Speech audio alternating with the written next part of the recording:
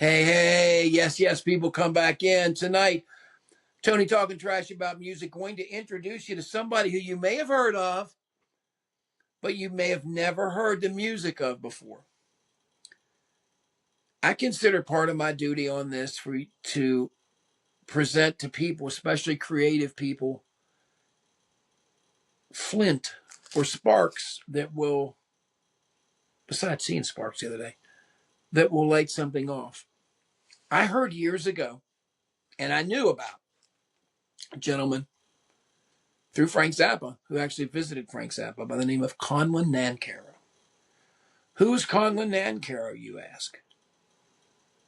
Well, besides being a complete frickin' madman, he was alive until 84 years old, living basically in Mexico City, Mexico, although he was born in the United States. The situation with him got so bad that with the United States that he basically decided he's going to live in Mexico, and this is a long time ago. He's a composer. He was one of the very first people who used auto performing instruments. This, in a way, is a precursor to the synclavier music that Frank Zappa made, Jazz from Hell, and my gripe of all time life, and to the point where I want to strangle them. The Zappa estate, the complete mistreatment and abusive neglect of Civilization Phase 3, which to me is one of the pillars of modern music. It's just pathetic. They have fumbled it in with their Halloween masks and their Dweezil singing or Ahmed singing "My guitar wants to kill your mom." Are you kidding me? You got to be joking me. Anyway, Conlon Nancarrow wrote music for player pianos. You ever seen those little rolls? Joe, put one of those up here now. These are piano rolls. These are things that are put in player pianos. You sit them and you hit play and you sit back and you listen. Well, this guy said, what can I do? In Mexico City, he goes out.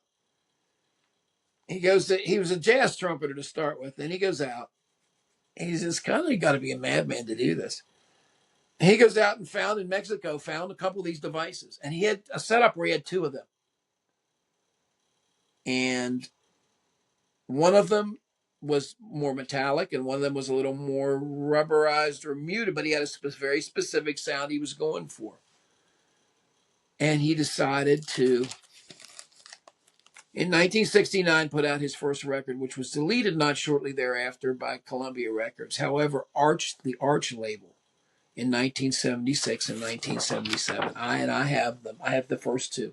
I'm going to get the other two, and don't beat my ass to them. I'm going to buy them here in the next week or so. It's got pictures of him here. It's got his, pictures of how he worked. It's got pictures of how they worked. I mean, he stood there punching this stuff. It's mathematical. I heard about this. I've got two volumes. I've got volume 1. There he is. On the Arch records. And these records are recorded on his pianos. They're the only ones that recorded of his pianos. Have humans tried to play this? Yes. I have one minor criticism about this, is that I really believe in some of these studies, and that he numbered them studies 1 through whatever. This has got a bunch of them, and then there's a bunch of them in the second one, and there's at least 30 or 50 some short pieces. Some of them are very basic and very simple and almost sound like jazzish, like almost Art Tatum Stroll like some of these. And then you're thinking, okay, a little bit. And then all of a sudden it gets a little bit polyrhythmic and you're thinking, oh, okay. And then it just goes bananas, ape shit. There's nothing like I went at my lunch and listened to some of this on YouTube, and I literally choked. I laughed so hard. It was funny as hell. I mean, I find some of the stuff like that Zappa does and some of the funny stuff where he uses impossibly fast stuff. But this guy is obsessed with speed to the point where shit's like zippers. I mean, it's just, And it's so much is going on at the same time. And then it'll get a situation where there clearly is a rhythmic relationship between these two. But dude, this is all math. This is all math. And you'll find yourself, some of these compositions are laid such that there is a rhythmic overlay of two completely different worlds, which is only possible independent of the other, of hearing the other part. It is clearly, you can tell the difference between two parts, even if they're not interconnected, if they were played together, if somebody heard it or if they didn't. The mind automatically is the best computer in the world, makes these little calculations when the player machine pianos do not. And it is the funniest, some of the funniest shit you've ever. I'm just saying to you, I would recommend to everybody on here, if you're a creative musician, or you're somebody interested in busting out the seams and busting out things of difference, if you love the Shags and Captain Beefheart and you like outsider music and you like different stuff, this, my friend, is, I can't even imagine the notation of this. And I'm sure it's been transcribed on standard notate, but it was not transcribed when it was written. It was written, punched in a, they bought the device that could do this. And he sat there and entered all this in. And then put it in and hit play. Now, I don't know how you ever expect to make money on this, because he's clearly trying to make music that's humanly impossible to play. And some of you, it might not interest you. Some of you people that like to know the extremes of things, this is there for you. And what to me is astonishing is they didn't make many of these records, and they're still out there. And I just find it astonishing that this guy was so, it's called Studies for Player Pianos, what he called them.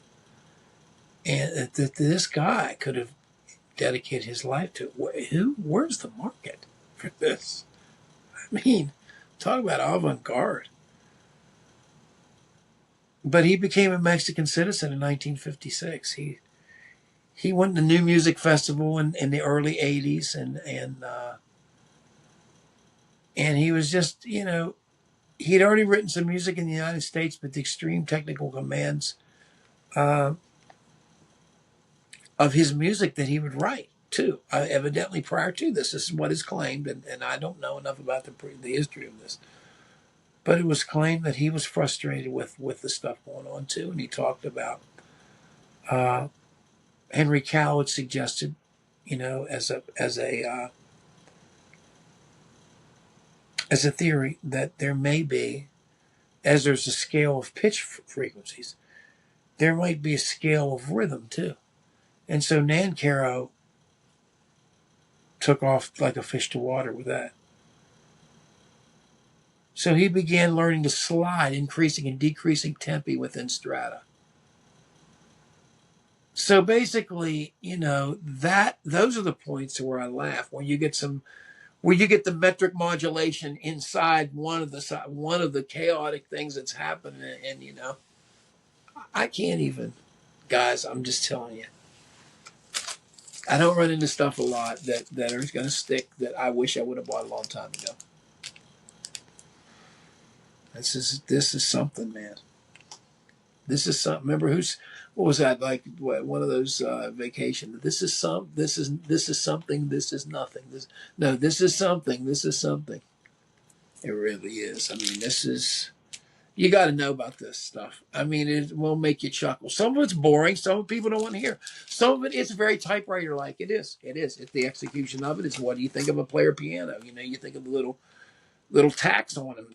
A lot of people put those little tacks on them when they play the player pianos and those piano bars and shit. When you go in the fake ones, don't really have somebody in there playing peanuts on the ground and shit. But that's not what this is. There's some of that. There's some ragtimey sounding stuff in this. There's some very classical stuff in here.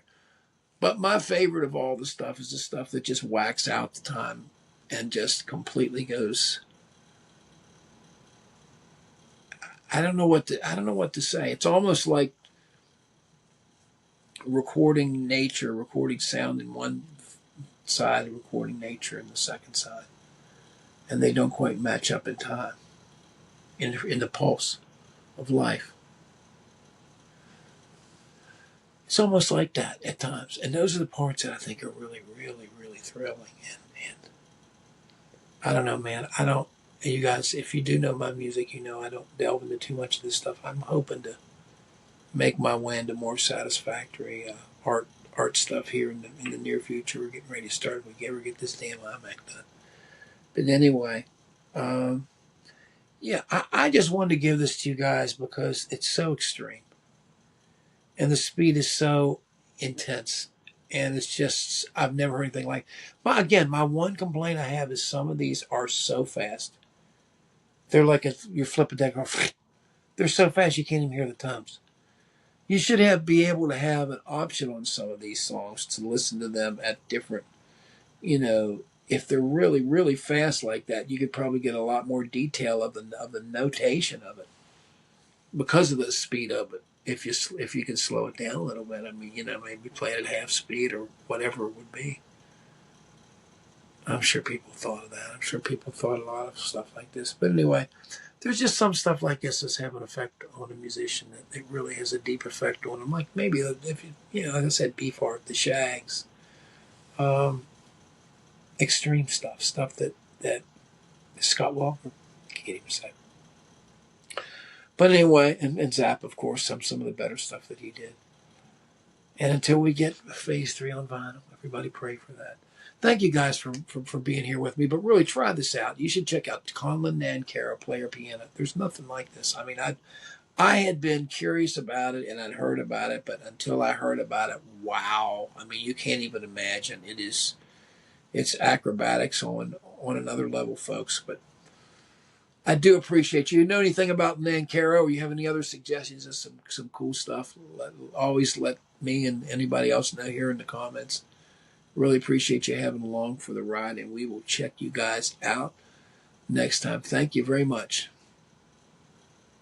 I saw that spark rising from your eyes. Soon learn to shut those lips and be thankful for what you got. All those looking for money always end up leaving.